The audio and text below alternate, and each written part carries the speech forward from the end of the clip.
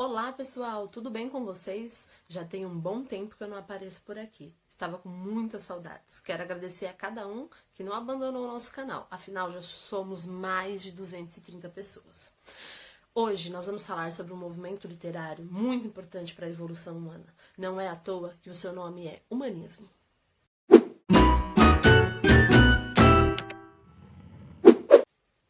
O período literário, conhecido como humanismo, reflete o período de transição entre a Idade Média e a Idade Moderna.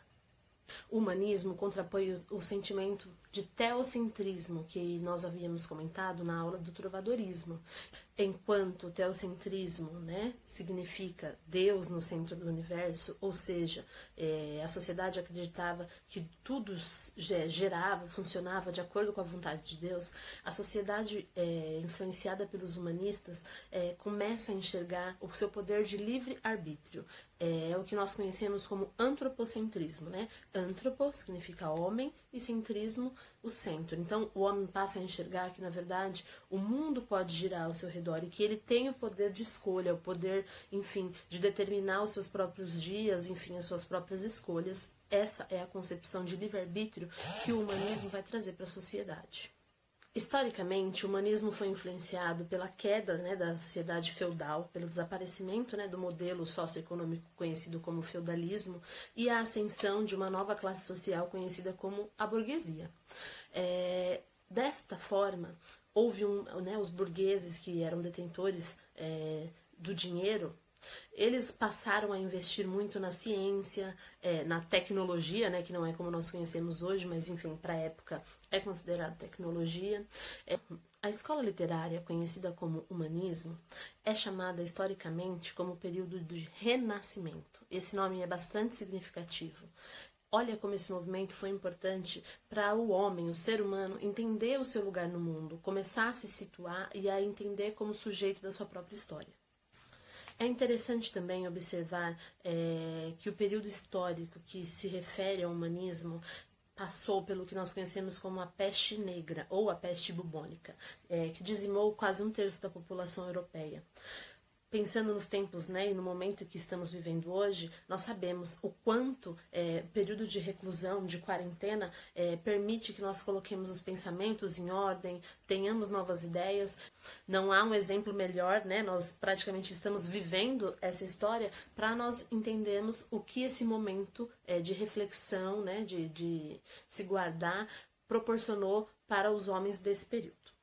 Ainda dentro do contexto histórico, é importante falar que é um momento de ruptura com a igreja, A gente sabe que na sociedade feudal, o clero estava no topo, dessa sociedade, que ele tinha muito poder, tanto econômico quanto influência na vida das pessoas, na forma como elas se comportavam. A partir do momento que o homem enxerga que ele pode ser autônomo, que ele pode ser dono da sua própria vida, das suas escolhas, não necessariamente precisando seguir todas as regras impostas pela igreja, isso começa a gerar um sentimento de aversão à religião. Então, esse período é muito rico nas artes, na ciência, mas começa a criar esse contraponto entre a arte, a expressividade dos artistas humanistas e o domínio que a igreja ainda procurava ter sobre a sociedade. Pessoal, agora eu vou falar um pouquinho sobre os tipos de obra que surgiram no humanismo. Então, enquanto no trovadorismo, as poesias elas eram acompanhadas de instrumentos musicais, no humanismo, os instrumentos musicais são deixados de lado, A música, teoricamente, é abandonada e a poesia, ela passa a ser produzida nos palácios, por isso ela é chamada de poesia palaciana, e sem o acompanhamento de instrumentos musicais.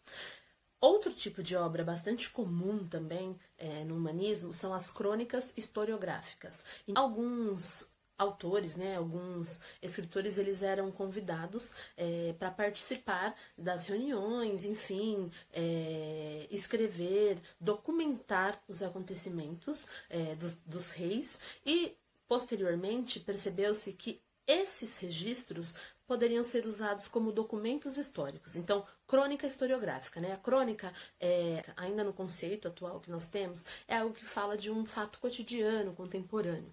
Então, naquele momento, as crônicas daquele momento retratavam o dia a dia dos palácios da época. época. A partir do momento que se registrava tudo o que acontecia, a gente começa a observar que esses documentos são válidos como registro, como evidências de como era a sociedade daquela época. Esses autores, né, esses cronistas historiográficos, eles misturavam, né, um pouco de ficção, um pouco do que eles acompanhavam, participando das reuniões dos reis, e aí eles transformavam essa participação deles, né, essa observação que eles tinham em histórias. Então, os maiores autores do humanismo, né, os principais nomes do humanismo são, na poesia, Gil Vicente, e na prosa, né, historiográfica, ou crônica historiográfica, como também é conhecida, o nome mais famoso é Fernão Lopes. Galerinha, não há como citar o humanismo sem falar de uma das principais obras do período, que é o Alto da Barca do Inferno. Esse alto, com U, né, A-U-T-O, não se refere ao prefixo alto, né, de nós mesmos, e nem tampouco a alto, de altura, né, que até se escreve com L. É um tipo de obra literária específica. Um auto é um tipo de obra escrita para ser encenada. É o que nós chamamos de texto dramático. É por esse motivo que Gil Vicente é conhecido como o pai do teatro português.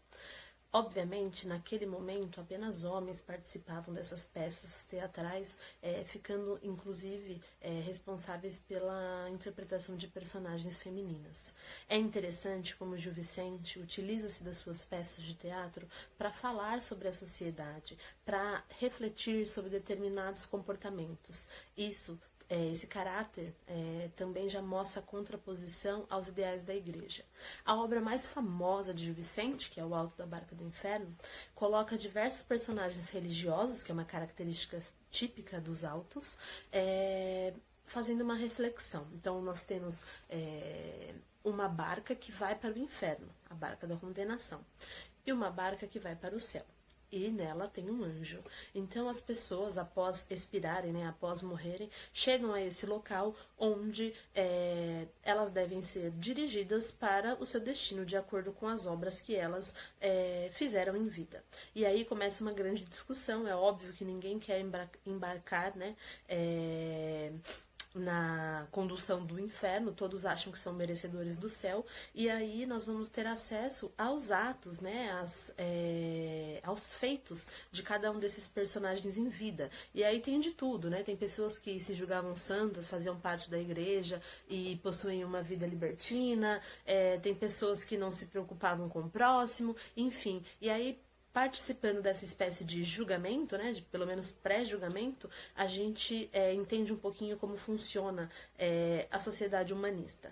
Não foram só autos que Gil Vicente escreveu, ele escreveu também outras obras como a Farsa de Inês Pereira. Nos autos ele tem outros títulos como o Alto da Barca da Glória, então assim, ele realmente é um autor muito importante para o humanismo. Bom, estamos retomando agora. Espero que vocês tenham gostado da aula. Tava com muita saudade. E até a próxima.